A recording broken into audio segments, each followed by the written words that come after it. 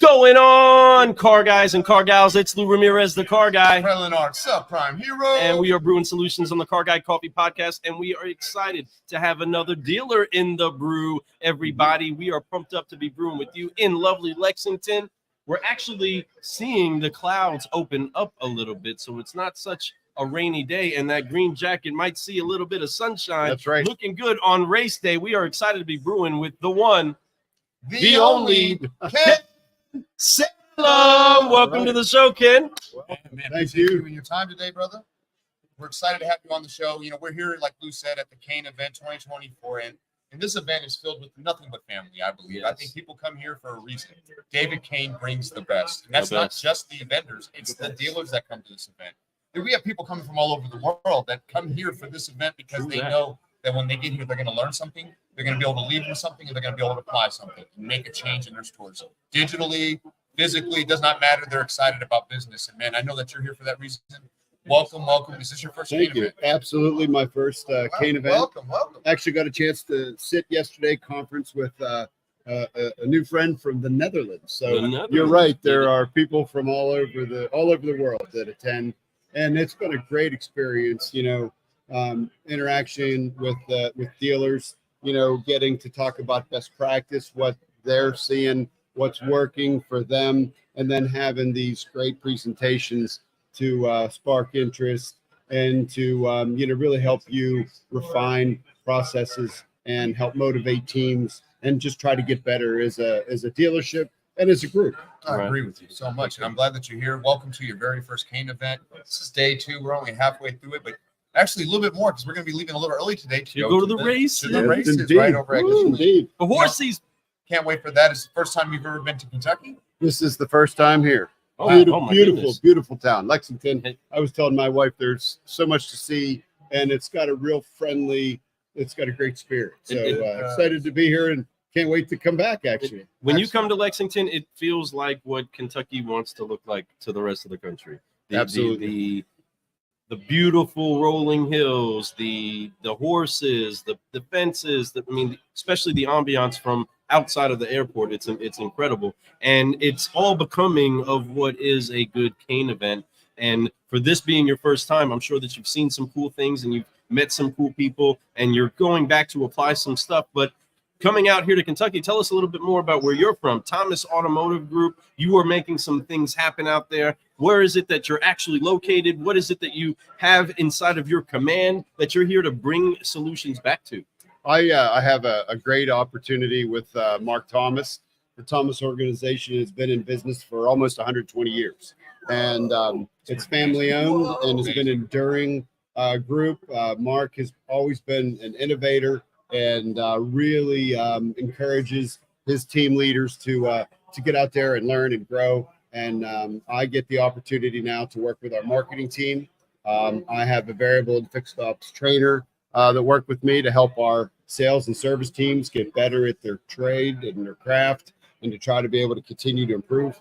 And I've recently been given the responsibility of working with our marketing team as well. So we have a lot that's going on, but we really feel that all those touch points bring, the service level to the highest level. And we want to share that information so that we can do the best job we can for our cumers in central Pennsylvania. So we're headquartered in Bedford, to answer your question, and we have locations in State College or in Cumberland, Maryland, and Johnstown, which is in between State College and Pittsburgh. Oh, wow. And when they brought you in, they brought in an all-star, everybody, for specific reasons, right? There's certain skill sets that you have from some of your background in working with kids, working with people, working with leaders, and taking them to the next level. This is a former school principal, everybody, yes, and football coach, which we all know some of the innate talents that are God-given. Some people are just made to do those things because of the things that they're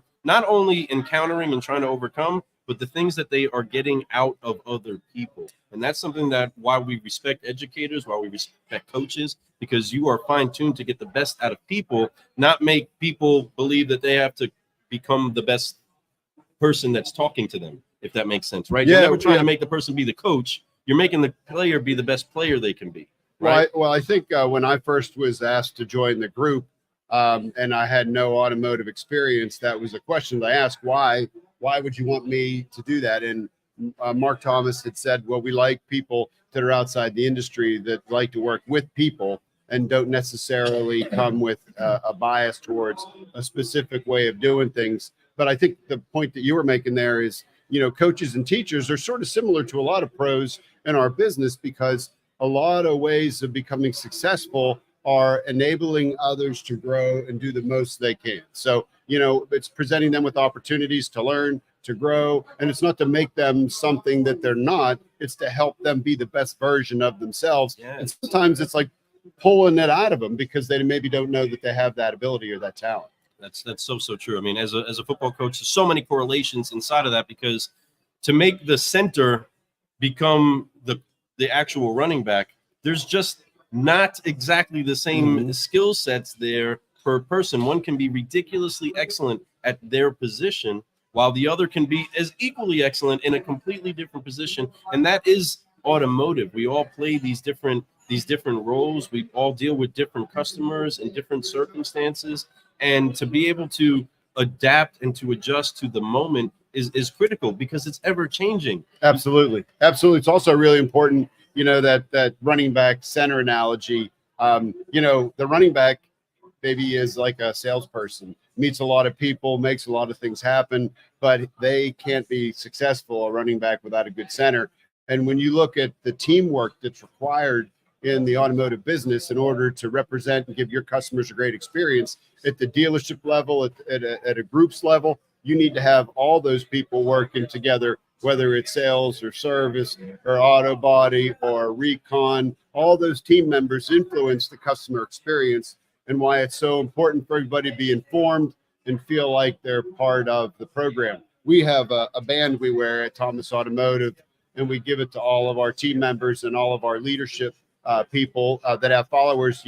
We rise by lifting others. Love it. Flash the band. Yeah. Flash the band. Yeah. Nice red band. That's 11. the red band for Thomas Auto. And again, we think that. the more we can get our people to have success around us, the whole group gets better and can feel the excitement of success. Come on. Absolutely love it. I mean, that's right in line with a solutionary mindset, right, Fred? 100%.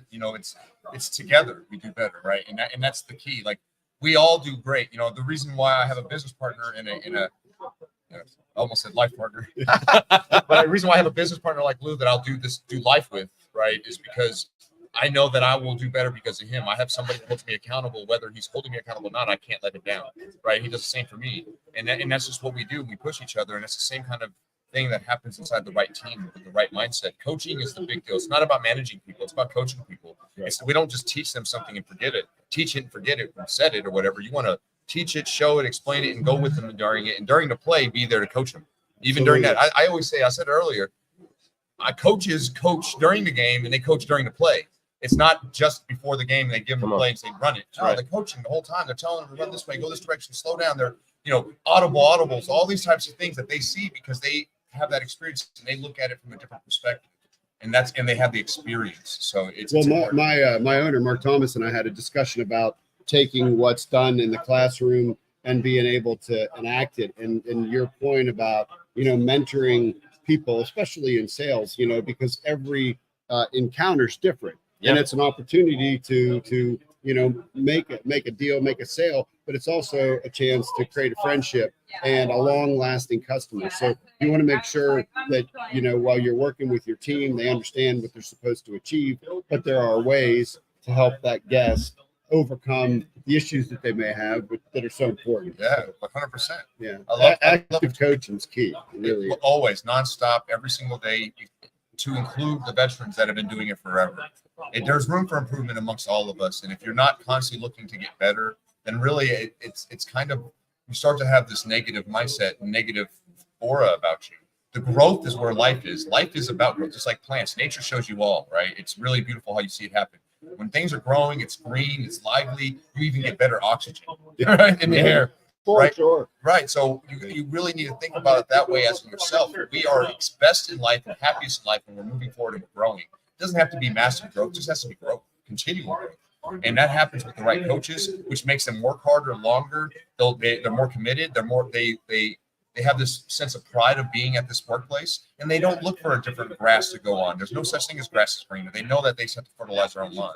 Absolutely. You talk about, and I saw this the first day, not knowing, when you guys first entered the room, you got to bring energy. There's two kinds of people. You're either going to be a gainer or you're going to be a drainer. You want to make sure that you're bringing some energy to your store, to your family, to the situation that you're in, because what's the point of not bringing that energy? And that energy can allow you to get others maybe over the hump. Maybe they're having a tough day. And that's one of those things that we try to do. So, we feel that's important. And you can feel the energy here. There's a lot of people that are eager to help and eager to give advice and collaborate. And yeah, it's been a great experience. Which is healthy because, you can always have, especially in our business, we're highly, highly competitive business. We're ever seeing challenges and ever wanting to beat ourselves at our absolute best, which is good and very, very healthy.